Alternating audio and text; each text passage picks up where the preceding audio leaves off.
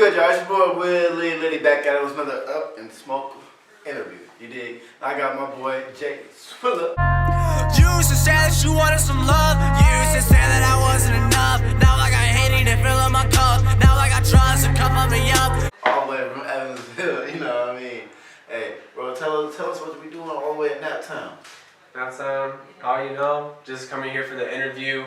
I take trips up here. It's like a 3-hour drive. I just like come up to IUP while on campus, try to spread my music out a little bit.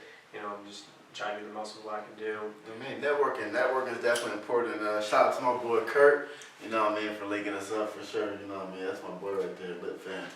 And let us know a little bit how you got into music all the way out in Evansville. You know, you don't really hear about music in Evansville, so let us know how you got started out there. No, like ever since I was a little kid, music was like really big for me. Just whether it was like playing guitar, a rock band, or like I would go on walks with my mom, and I'd just be like riding my skateboard, listening to music and shit. And about like the beginning of my freshman year of high school, I got introduced to like one of the artists in Evansville, and I went to his studio. And I was just like kind of like sitting back watching him record and shit, and just like after that day, it was just like, man, I can make music myself. Yeah.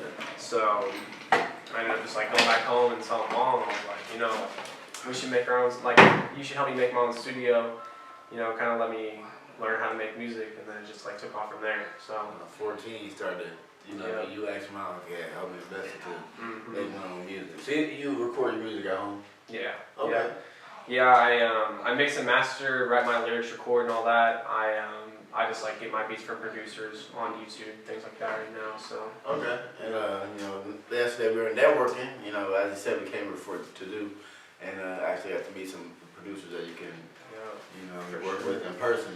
You know what I mean, physically. You know what I mean, and be able to make beats off of your vibe, you know, personally for you. Yeah, a whole lot easier than making beats off, or just like looking for beats off of YouTube. So yeah, that's definitely gonna be a good experience. You know what I mean, to get in that. You know what I mean. Access, you know what I mean, with producers. I mean, that's what those events are all about. Yeah, you know what I mean? So how was it growing up in Evansville? Or is it like exactly Evansville where you grew up? The town I live in is Mount Vernon. I've lived there my whole life. It's just 15 minutes west of Evansville. So since Evansville is a bigger city, that's, you know, like a lot of us say, we, you know, like come from Evansville. So. Okay. But no, I live in Mount Vernon, so. All right. How was it out there? Well, it's definitely, it's really boring. I feel like Mount Vernon, it's a place for like blue collar Americans, just like want to work, retire, you know. But there's not much of a music scene, so it's definitely different. I mean, I feel like it was nice growing up in a small little town, you know, nothing like too busy with the big cities or anything like that. But overall, like, you know, I had a good childhood growing up. So. Most definitely. But to have like an artistic side behind you, a blue collar town, it's not somewhere where you kind of have the most fun. So I can see why you say it's boring. Yeah. You know what I mean? Yeah. You gotta have to make the fun where, you know what I mean, where there's no fun at. You know what I mean? I went to college in North Dakota and I got into throwing concerts because there was nothing to do. You know what I mean? I was like, okay, there's no parties or whatever, I need to start throwing parties. Yeah. You know what I mean? There's no shows, I need to start throwing shows. That's how I got into throwing, you know what I mean, getting the music. That's what happened, like, throughout high school. Like, my house was the party spots. And I say, you need people, man, you want to have fun, you know what I mean? You got to bring the fun to you. For real. Yeah, that's happened to artistic people. Then you go to the places where everybody's like that, you know, these communities, you know what I mean, where everybody's like that. That's how LA and Atlanta, you know, places like New York, you know, or Chicago. Yeah, for sure. Get these artistic groups, you know what I mean, people, and you know what I mean, create this beautiful atmosphere where everyone's, you know what I mean, comfortable to create because everyone else is doing it, you know what I mean? Yeah. And you know, who kind of introduced you into, you know what I mean, wanting to make music musically? Like, who were you listening to? Like artist-wise? Yeah, most definitely. So whenever I first started making music, that's when Trippie Redd was blowing up. That's, you know, when he was dropping his Love Scars and all that. So I definitely say that I get most of my inspiration from Trippie Redd. Okay, most definitely. That's what's up. But you know, like each artist, they have to have their own sound in order to make it. So, you know, I take what he does and I turn it into my own little thing. You know, like I'm not just yelling over a beat necessarily like he does, but I take a lot of his like emphasis on like stretching out words and you So he definitely opened up that you know what I mean. that like emo rap. Yeah, You know? he opened up that field to a lot of people. Yeah. And to just be able to stretch your voice out and make people comfortable with doing it. Mm-hmm. And then, like you saying, you took, you know what I mean, a little thing from that, being able to, like, okay, maybe, you know what I mean, I could make a better sound just by stretching it out and be comfortable doing that and taking a bigger step to, you know, not be normal. You know what I mean? No one wants to be normal, you know what I mean? Because you're just going to sound like everyone else on the streets, you know? You don't want to sound like everyone else on the streets. Yeah. You're not gonna stand out and you're not gonna be yourself. Mm-hmm. So you gotta like what you like, and you like that music and you took it and made your own shit. Mm-hmm. That's what's, you know, you gotta make your own remix, you know what I mean? Yeah. Cause music has been remixed over and over again over the years, you know what I mean? From Yep. the years and years and years, hundreds and thousands of years. And it is what it is now. Mm-hmm. And now hip hop is the biggest genre in the world. For real, it is. No joke. Because hip hop is the remixes of remixes, you know what I mean? There's Mm-hmm. so many samples, you know what I mean? And Yeah. influences from so many different genres that hip hop is, you know what I mean? I feel like the most beautiful thing. Mm-hmm. For real, for real. Who's some of your favorite artists right now?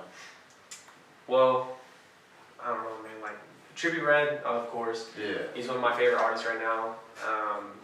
You know, Juice WRLD, even though he just recently passed away. Every day I'm listening to him. What's your favorite song by Juice WRLD? I don't know. I don't want to be like cliche right away, but probably Empty or Legends. Mhm. You know, just the way that he can like tap into that like emotional aspect of your life and like turn it into something that like brings happiness out into people by just like singing about sad things. I think it's awesome. Most definitely. I felt that with his music and the X music a lot. Mm-hmm. Because over there able to bring the other side out and sad music where you're able to feel, Yeah. you know what I mean, good because, you know what I mean, they're understanding what you're feeling. Mm-hmm. Even with little people in it, you know what I mean, it listen to his music, you know, he brought out that feeling. That's what I understand about this genre of music, you know what I mean. People talk about it's like, you know, sad with emo rap, but they're just understanding the feeling of being sad, you know what I mean, and letting everybody know being comfortable doing that. Yeah. And okay, so after Juice WRLD, you could talk about your favorite artists. Yeah. I like Little Skies too. I find myself, you know, in the studio some days just, you know, trying to rap a little bit more like him. Oh man. And I don't know. I mean, there's just like a bunch of like the new wave rappers I'm really into, but I'd say those are my top three. Did those guys inspire the hair? Mm-hmm. Yeah. Yeah. I went to the bar one day. I was like, you know what? Let's just like cut a little bit off the top. You know. He was like, all right. So you're going like Juice WRLD? I'm like, yeah. I don't know. I don't know if I messed up or not because nowadays, like, I'll go somewhere. He would be like, you remind me of MGK. I'm like, oh. All right. Thanks. Now that he said that, yeah, I can definitely see that. Yeah, I got people saying that. I'm like, all right, that's fine. They're like, you offended him? Younger, cooler version of it. I definitely fuck with it though. Yeah. That shit will stand out. You know what I mean? And hey, I don't know if you dropped that new logo, but let them know about that merch you got coming out. Yeah, the logo. It's on all my social medias, and you know, but I'm releasing some merch here coming up soon. We don't know like when we're gonna release the website that we have with it, but as soon as we do, the merch will be available on that. But I wish I had some made. It's actually like it's getting made right now. So Okay, most definitely. But- that logo is dope as fuck. So I definitely know the merch that's gonna come from that. Definitely. yeah, I'm really excited for it. I feel like everything with the merch is gonna be awesome, and then you know. It'll be a good way to start bringing in revenue to be able to do more things, travel more with shows, and you know, just anything really. Most definitely invest into yourself. Mm-hmm. You know, what's some of the biggest investments you understand right now as an artist that you have to make? I mean, you definitely got to put in the time. Like, you know, the Beatles have the 10,000 hour rule. I feel like if if whatever you want to do, whether it's music or, you know, just anything else artistically, you know, it's not something you can just magically pick up and be amazing at. Mm-hmm. So I definitely said that you have to invest into the time of yourself. As far as like finances or things like that. How is it having a manager? You know what I mean, and being more organized. You know what I mean, that aspect of music. Yeah, I mean, it's awesome. Before I had a manager, it was really just, what can I do to like get my name out there? What should I do to achieve my goal of becoming a successful artist? Mm-hmm. But you know, when my manager came around, it was really like, you need to take 10 steps back in order to go another 10 steps forward. Like, we got to get all your legal shit set up. You know, we got, you know, like, there's this you could be doing, this you could be doing. Did you know about this? Like, you need to start planning stuff. You need to be more organized. And it's just like, everything that he threw at me, it was like a brick wall. You know, it just hit me. It was really, yeah, for real. That's awesome. So what are you preparing to drop next? I have a song called My Type. It's just going to be in audio, but that'll be coming, I'm hoping, sometime around like March or April. Okay. It'll be coming out. I know it'll be on SoundCloud and YouTube. The producer, he kind of like fucked everything up. So I don't really know if necessarily we'll be able to like post it on Spotify and Apple Music, like all the third party. So what kind of troubles have you granted with producers, man, so far being in the music game? What kind of trouble I've been in? Yeah, well, what kind of troubles have you ran into with producers, you know what I mean, like with them like doing their bullshit like you're talking about? I could probably talk about this for an hour, bro, but some of the biggest things is all the beats that I've gotten so far have just came from YouTube. Yeah. Which I like highly advise new rappers to not do that. You need to like really like settle down and find a producer. But some of the biggest troubles that I've had is like when I go to their beat stores and purchase the exclusive rights for the beat, it won't be listed. So then I have to email them and be like, yo, how much are you charging for exclusive rights for this beat? Never reply. Yeah. And that's one of the hugest things. It's like, you could have just like had some money, but another thing is, you know, like working with producers through YouTube, if you ever want to change anything to a beat, they probably are going to say no.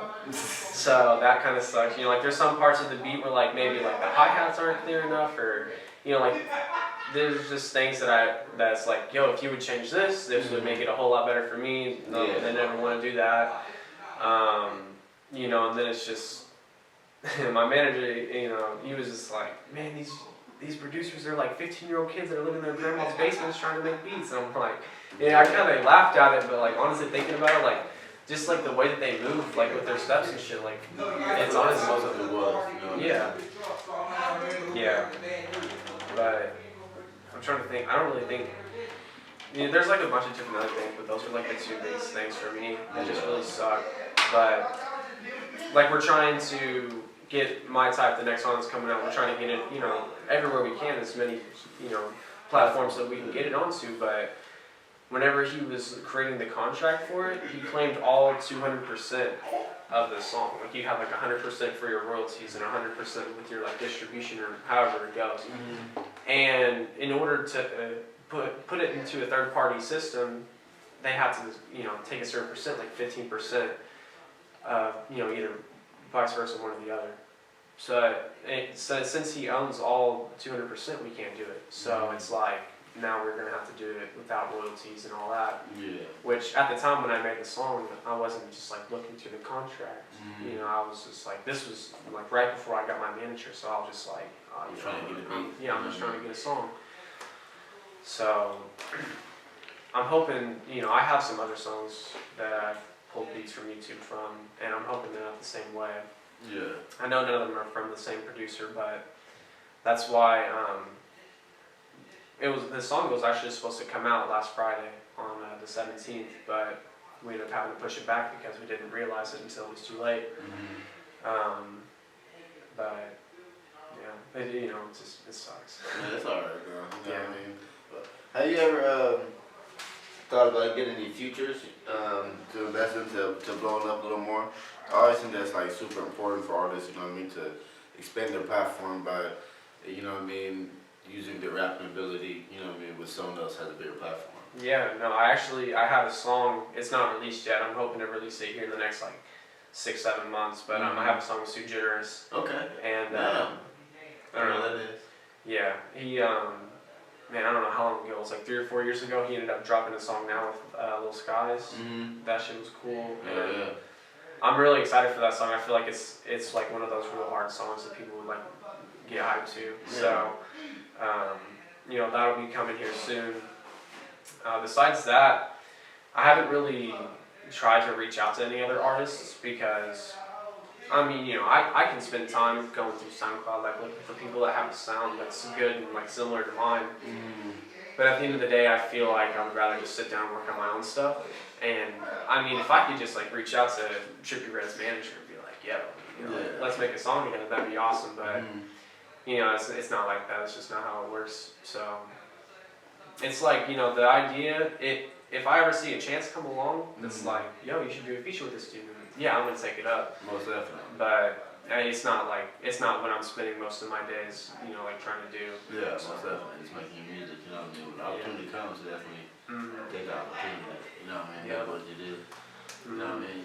Well, we should get a little preview of one of your songs, you know what I mean, that you think that, you know what I mean, is your best one, either out or about to come out, you know what I mean? What song you think that you have out, maybe SoundCloud that might be popping or? I mean, I only have 2 songs out on SoundCloud right now, but One is Some Love, it's the better one of the 2. Okay. It actually hit the algorithm, so it's almost at 200,000 views as of, you know, right now. Okay, that's what's up. Yeah, I mean, we can link it, or you guys can link it in the description or something, but Well, yeah, I mean. I give them, you know what I mean, a little play it out, you know what I mean? Yeah.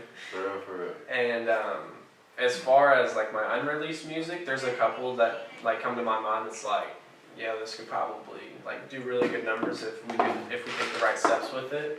I'd say either my song Eyes Wide Open, my song Sui Generis maybe, or I'm actually making a One is Some Love Part 2 right now that I think it's really good as well.